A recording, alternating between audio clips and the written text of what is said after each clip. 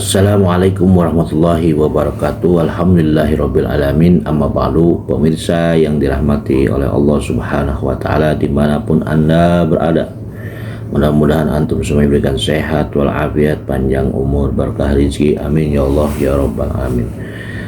Berjumpa lagi dengan channel ini, mudah-mudahan bermanfaat. Channel dakwah Islam, share Islam. Jangan lupa like dan subscribe. Share seluas-luasnya, jadikan media HP kita menjadi nilai ibadah Allah Subhanahu wa taala. Marilah kita ikuti kajian berikutnya, yaitu dari guru kita ya, Buya Ar-Razi Hasyim ya. Mudah-mudahan apa yang disampaikan beliau mudah-mudahan bermanfaat buat kita semuanya, wabil khusus untuk pribadi. Ngaji ini sangat penting karena untuk bekal kehidupan kita, baik kehidupan dunia ataupun kehidupan akhirat. Karena kalau agama ini adalah nasihat, bahkan kalau kita sering ngaji, insya Allah hati kita menjadi tenang dan pengetahuan agama kita bertambah. Dalam hadis baginda Rasulullah SAW dikatakan, man salaka tariqan ilal ilmi salakallahu bihi tariqan ilal jannah.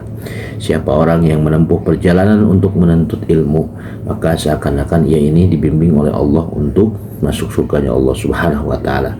Walaupun kita ngaji di zaman sekarang dengan zaman modern, dengan medsos ya, kita insya Allah termasuk orang yang menempuh perjalanan untuk menempuh surganya Allah Subhanahu wa taala. Marilah kita dengarkan pengajian dari guru kita Buya Ar-Razi Hasyim, insya Allah sangat bermanfaat. Jangan lupa tonton sampai selesai agar tidak gagal paham. Terima kasih, mari kita simak. Salawat Nariyah itu nama aslinya bukan Nariyah tapi Taziyah. Imamnya bernama Syekh At-Tazi. Salawat disebut salawat At-Taziyah. Lama-lama sama orang Indonesia jadi salawat An-Nariyah. Itu jin punya tubuh juga, nama tubuhnya tubuh api. Anasir tanahnya nggak ada. Yang paling lengkap di muka bumi, di alam semesta itu tubuh manusia. Ada apinya, makanya bisa marah Habib. Habib bisa marah Habib? Ini Habib loh, kita tanyain, Habib bisa marah Habib? Sering tuh. Kalau lagi marah panas nggak Habib? Ada kompor Habib? Nggak ada kompor dalam badannya, tapi kok bisa panas? Berarti ada energi api dalam tubuh kita. Itu. Salaman sama guru, sejuk, merinding. Itu ada air dalam diri kita, air keberkahan, ma'ul hayat. Mengalir, karena yang mengalir itu air. Energi api juga mengalir, maka kalau kita ada orang tengkar, jangan deket-deket. Karena panasnya lengket ke badan. Di situ setan namanya dasim bisa lengket ke badan. Ini yang membuat orang bisa tengkar, rumah tangga bisa pecah, ya. Maka kalau ada di rumah tangga satu lagi panas, jangan dilawan pakai panas, bisa meledak jadi bom. Ya, harus ada yang pakai air. Maka enaknya tubuh ini Allah jadikan untuk mengatur alam semesta, disebut khalifah, khalifatullah. Ya. Jadi mohon maaf nih para jin, para malaikat, kami bukan sombong-sombong ya. Kitalah khalifah di muka bumi, jadi gak usah takut-takutin jamaah kita ya. Antum gak usah takut sama jin, gak usah takut. Kalau takut tuh sama preman gitu, baru takut kita, sama orang jahat. Ini yang lucu, jamaah takutnya udah mati. Orang udah mati kok takut, waras gak? Yang takut tuh sama orang hidup, digerayangin ntar. Coba tidur dekat kuburan, gak bakal digerayangin. Tidur dekat kita, wah gawat. Jadi seharusnya orang-orang berakal dia takutnya di mana? Takutnya sama orang hidup, bukan orang mati. Tapi itulah ujian jadi khalifah di muka bumi. Maka syaitan itu biasa nyerupain dengan muka yang paling menakutkan. Ya, jin iseng. Kata jin, lo sotoy Razi katanya. Ya tahulah dikit-dikit ya, bocoran langit. Baik, jadi diri kita ini, tubuh kita ini, tubuh yang sangat sempurna. Seharusnya kita ini nggak usah takut. Nabi Muhammad dibawa itu karena di dalam diri ini ada karakter-karakter rendah. Itu dibersihkan semua dari Nabi Muhammad sallallahu alaihi wasallam. Waktu beliau masih kecil, umur 7 tahun, itu dadanya diambil, ada 2 darah hitam, dibersihkan. Hitam yang pertama itu sifat kehewanan, hewan ternak. Sifat hitam yang kedua itu buas dan syaitania, ada di situ. Dibersihkan dari kalbu Nabi Muhammad SAW. Maka Nabi itu nggak pernah lagi bersyahwat seperti kita bersyahwat. Nabi kalau berkeinginan, keinginannya geraknya dari rohaninya. Kalau kita masih karena mata ini jelalatan, ya. Benar nggak? Benar ya? Antum bisa nggak cinta sama orang yang belum dilihat? Sulit bayangin ya? Itulah. Itu bukan hanya cerita di kitab-kitab itu. Ada, saya baru ketemu ada orangnya dijodohin, belum pernah lihat. Dijodohin sama seseorang, sama kiainya, belum pernah lihat sama sekali. Tahu-tahu cuantenya. Cantik versi dia, bukan versi aneh. Nabi Muhammad SAW itu dibersihkan waktu kecilnya. Ketika beliau dewasa, beliau ini umur 40 berdakwah terang-terangan. Nah, ini terjadi 3 tahun sebelum pindah ke Madinah. 10 tahun di Mekah. Atau di riwayat di kitab ini ada yang nyebutin 13, ya? Ada 13, ada 10 tahun. Kita ambil 13 tahun. Berarti setelah 10 tahun beliau di Mekah berdakwah, umurnya sekitar 50 tahun. Kalau versi yang riwayat 10 tahun, umurnya 47 atau 48 tahun. Kolbunya dibersihkan kembali. Tapi nggak dibersih-bersihkan amat, karena sudah bersih. Justru dimasukkan, disebutkan dan riwayat itu, wa utitu bitastin, aku diberikan dengan satu wadah bejana yang tercipta dari min zahabin, dari emas. Di dalamnya ada air hikmah, air iman, dimasukkan ke dalam. Berarti bedah ini bukan bedah fisik, karena yang dimasukkan ke dalam kolbu Nabi bukan air fisik, itu air hikmah dan iman. Berarti itu bukan air fisik. Ya, ini Bapak Ibu, nih saya ajarkan cara takbir mimpi sedikit. Ya, mau? Tapi nggak bakal dapat ijazah. Ilmunya mahal itu. Kalau kita mimpi minum air, itu ada makna baik. Berarti ada sesuatu hidup, kehidupan sir masuk ke dalam diri. Kalau mimpi minum air putih begini, nah ini biasa. Insya Allah panjang umur. Tapi kalau mimpinya minum warnanya putih, itu apa? Susu. Berarti kita dapat pengetahuan. Mimpi minum tua, ada juga. Mimpi doang, itu tanda bahwa di dalam diri kita ini ada kecenderungan kepada yang haram. Bakal suka makan yang haram. Nah, nanti sampai ke situ ntar cerita kita ya. Ada yang mimpi makan tanah nggak? Ntar lagi mati tuh.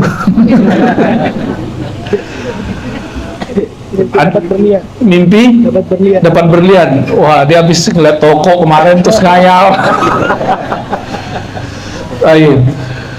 Mimpi dicatok ular. Nah, itu juga ada maknanya. Kalau dicatok Habib lain lagi. Nabi Muhammad SAW kemudian dibersihkan. Itu fisik, secara fisik dibersihkan. Setelah dimasukkan air itu, maka beliau SAW tambah jelas jalannya. Maka beliau kemudian dibawa oleh Sayyidina Jibril setelah dinaikkan ke atas buruk ke suatu kampung yang banyak kurmanya. Beliau menyebut negeri ini negeri yang subur. Itulah nama Thayyibah. Thayyibah, ardun thayyibah artinya negeri yang subur. Itu Nabi yang kasih nama waktu Isra. Apa kata Nabi? Tiba-tiba aku dibawa ke satu negeri yang sangat subur, thayyibah. Tiba-tiba inilah yang akan menjadi tempat, aku dikabarkan inilah tempat hijrahmu. Dalam ilmu kewalian ini disebut penandaan. Jadi wali-wali itu suka nandain tempat dengan doa-doa, zikir-zikir, istighosah, itu penandaan. Apa kata Sayyidina Jibril? Sholat di sini, hai Muhammad. Nah, sholat 2 rakaat. Maka penandaan yang kuat itu pakai sholat 2 rakaat, menandakan bahwa ini wilayah akan ditempuh oleh baginda Nabi Muhammad sallallahu alaihi wasallam. Benar, cuma 3 tahun setelah Nabi sholat di situ, beliau hijrah ke negeri itu. Nah, makanya ini saran untuk para kiai, kalau dapat isyarat diberi tanah oleh siapa, sholat di situ 2 rakaat, habis itu pergi. Kalau jodoh kita dimudahkan Allah, kalau enggak pasti ada aja masalahnya. Ya, ini mengambil dari ilmu Rasulullah Sallallahu Alaihi Wasallam. Sama mau kerja, sholat 2 rakaat, minta ya Allah kalau benar mudahkan. Ya. Lalu Nabi Muhammad SAW dibawa ke tempat Nabi Musa. Di situ Nabi Musa sedang sholat di dalam kuburnya. Dalam Sahih Bukhari dikatakan, "Fa'idha huwa yusalli fi qabri." Aku tiba-tiba melihat Nabi Musa masih sholat di kuburnya. Sholatnya Nabi Musa beda cara dengan Nabi Muhammad SAW. Cara sujudnya belum sempurna. Yang sempurna itu sujudnya Nabi Muhammad Sallallahu Alaihi Wasallam. Ada ilmunya nanti cara sujudnya, syariat orang terdahulu ada. Ya. Apa maknanya? Para nabi, para wali di dalam kuburnya mereka masih melakukan proses ma'rifatullah.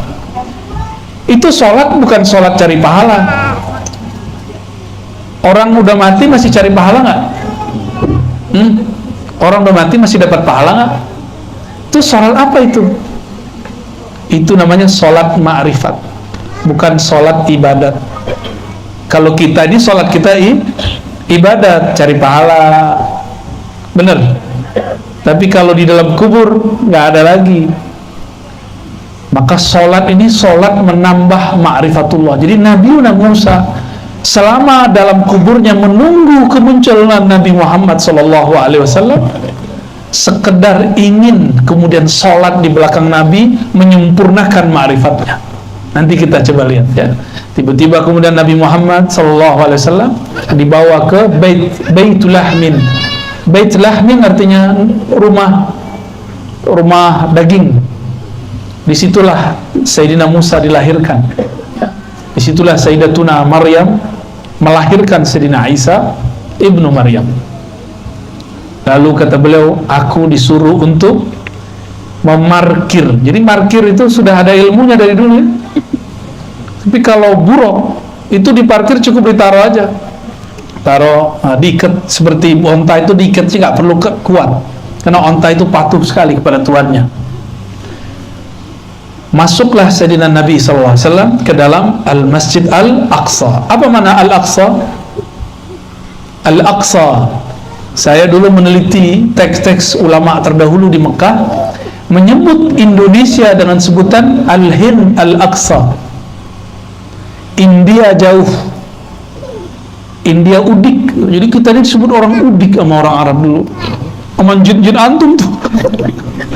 Al-Hind Al-Aqsa, agak mendingan ada kalimat Syarqul Hind, India Timur, sama artinya India udik. Jadi kita disebut orang kolot gitu sama orang-orang India dulu ya, sama orang-orang penjajah dulu.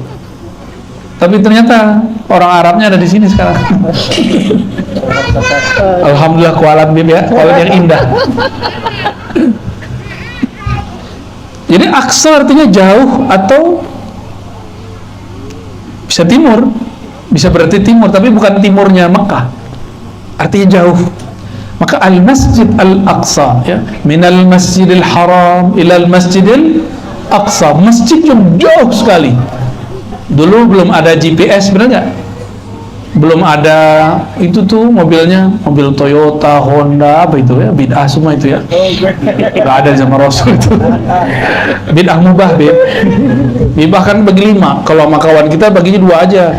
Bid'ah sunnah, kalau kita enggak, bid'ah bagi 5 sesuai dengan ilmu usul fikih. Kebetulan Habib kita ini takhususnya ilmu fikih dan usul fikih. Ngeri juga kalau duduk dekat beliau nih ya, takut dibid'ahin. Dari tadi ada bid'ah Habib. Baik.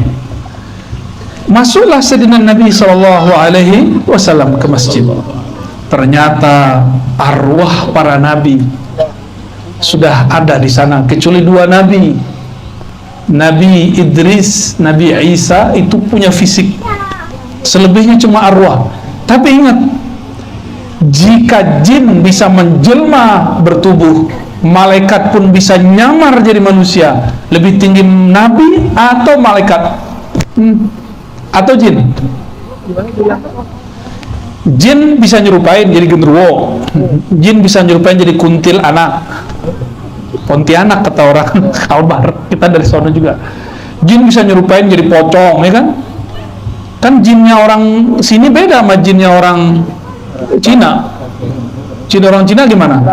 Rapi ya. Jadi orang Barat ganteng-ganteng pakai jas. Itu jasnya kita copotin aja gitu. Eman, masa orang mati pakai jin, pakai apa? Pakai jas. Diaduin.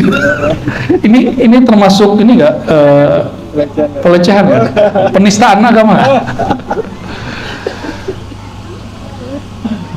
Jika jin bisa menyerupai manusia, bisa bertubuh, jadi dia pinjam, nggak tahu tuh pakai energi apa dia bisa berubah.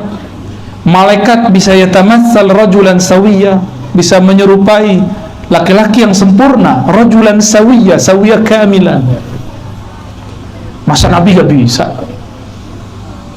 Bisa Nabi, karena Nabi di atas para wali di atas para malaikat. Maka jangan heran nabi-nabi itu bisa datang secara fisik. Nabi Muhammad bertemu roh atau fisik? Dua-duanya sebenarnya, tapi tidak disebutkan di teks itu, cuma disebutkan al-anbiya wal mursalun ya. Itu ketemu zahir dan fisiknya. Waktu naik ke langit itu kan ya ruhnya, ya jasadnya. Nah, kalau pakai fisik nggak muat waktu itu.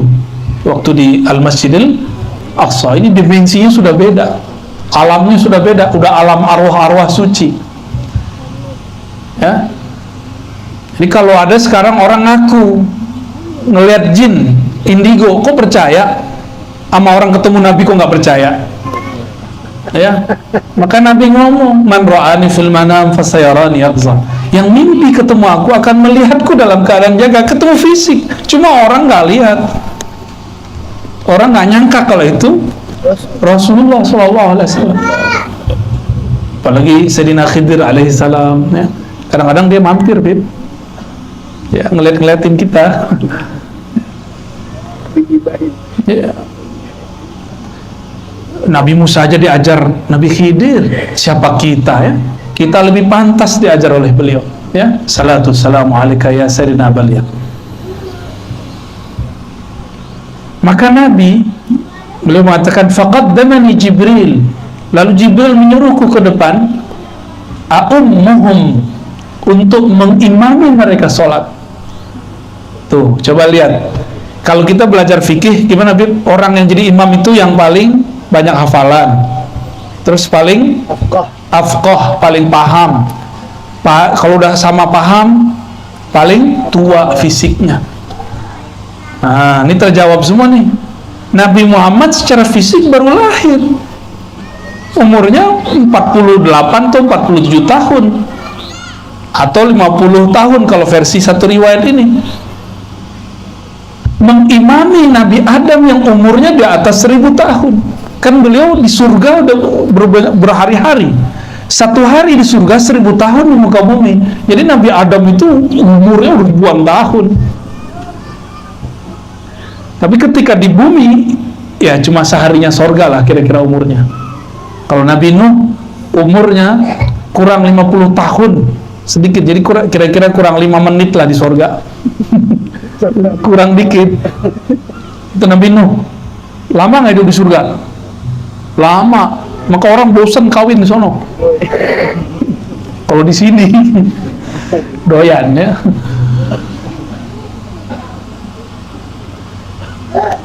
Ada tertawa telat. Nabi Muhammad SAW memimpin sholat mereka karena beliaulah yang lebih tua. Dalam hadis Imam Abu Nuaim Tabrani, ya, hadisnya Hasan, disebutkan, ya, aku awwalu nabiyyin, awal nabi yang dicipta, khuliq, tapi akhiruhum ba'sa, yang terakhir diutus. Aku yang pertama, bukan Nabi Adam. Diutus Nabi Adam yang pertama. Jadi kalau orang bertanya, siapakah Nabi yang pertama? Jawabannya Nabi Muhammad. Tapi ke siapakah Nabi yang pertama diutus? Baru Nabi Adam. Ini harus dibenerin nih cara nulis. Di sekolah-sekolah kurang tepat cara nulisnya. Anak-anak kita harus, enaknya memang masuk pesantren sih ya. Cuma kan nggak semua orang cocok masuk pesantren. Jelas, jadi awwalu nabiyyin bu'itsa, nabi pertama yang bu'its, yang diutus betul Nabi Adam. Di langit, di surga. Kalau di bumi yang pertama diutus Nabi Nuh. Beda lagi. Nah, ajaran sesat gak, Bib? Tolong tegur, Bib, ya. Beliau pertama Nabi. Berarti pertama di alam mana? Ternyata kejelasannya ada di riwayat Tirmizi, pengarang kitab ini. Ya, ada di sini, ada di hadis ini. Apa kata beliau? Ketika sahabat nanya, ya, qalu, kata Abu Hurairah, mata wajabat lakan nubuwah? Kapan ditetapkan engkau sebagai seorang nabi? Jawaban beliau apa? Adam baina ma'in wa tin. Adam belum ada, aku udah jadi nabi. Begitu ngomong nggak sombong loh. Itu ngomong tentang hakikat diri, itu boleh. Sesekali ini Pak Haji Rahman ini boleh ngomong, saya ini dewan. Nah, boleh sesekali. Tapi jangan tiap hari, kita juga bengah dengarnya. Sesekali dipakai itu. Nah, Nabi Muhammad sesekali pakai, tapi beliau lebih sering ngomong ana basyarum mitslukum. Saya manusia biasa, saya bisa lupa kayak kalian. Nah, itu Nabi lagi acting namanya. Nabi itu masa bisa lupa, ya kan? Nggak ada Nabi lupa. Itu dilupakan, sebuah Isra diisrakan. Nabi lapar, mungkin nggak percaya nggak Nabi lapar? Nggak percaya nih. Beliau ngomong, innama, jadi ketika semua sahabat makan, dikasih makan sama Nabi nggak makan.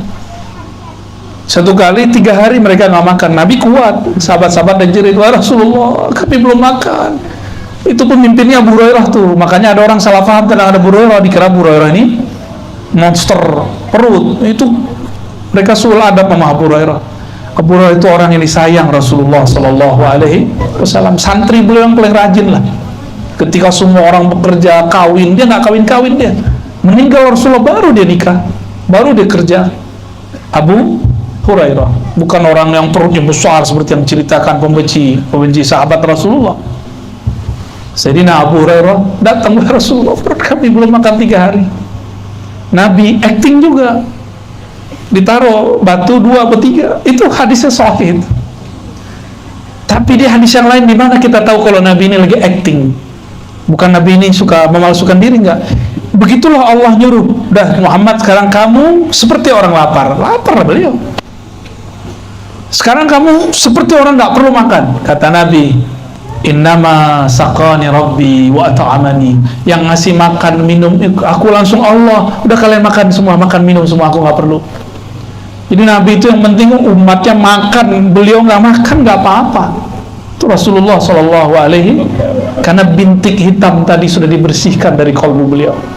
Kalau kami ini, yang para dai, para ustadz, muallim, para guru ini, bintiknya bukan 200, 2000. Jadi mohon maklum jika sesekali sisi kemanusiaan kami muncul, ya, sisi manusiawi. Ini bukan orang suci, ya. Biar saya aja yang ngomong gitu. Bukan orang suci, orang biasa ini semua. Depan aja yang alim-alim mukanya soleh-soleh kayak nggak nafsu gitu kan. Serius, yang di bawah lebih nafsu lagi. Kita aja ngaji punya nafsu, ya apalagi yang di bawah.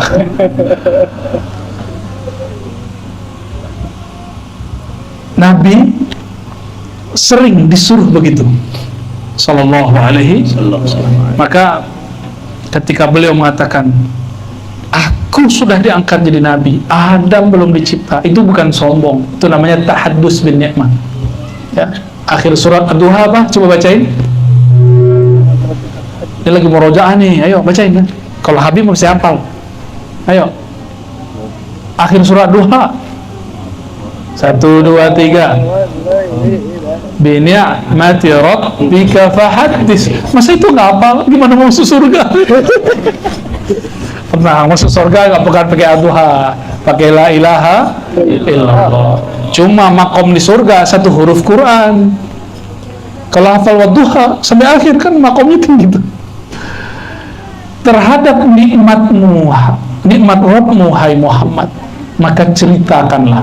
Maka Nabi kalau cerita tentang nikmat itu bukan sombong, itu memang beliau sedang bertahaddus, namanya syukur. Jadi cara syukur itu boleh cerita. Misalnya saya bilang nih, saya punya ini, alhamdulillah diizinkan, dititipkan Allah, itu boleh sesekali, itu yang sudah sering juga, ya. Nabi Muhammad SAW lebih tua dari semua para nabi, maka beliau yang pantas jadi imam.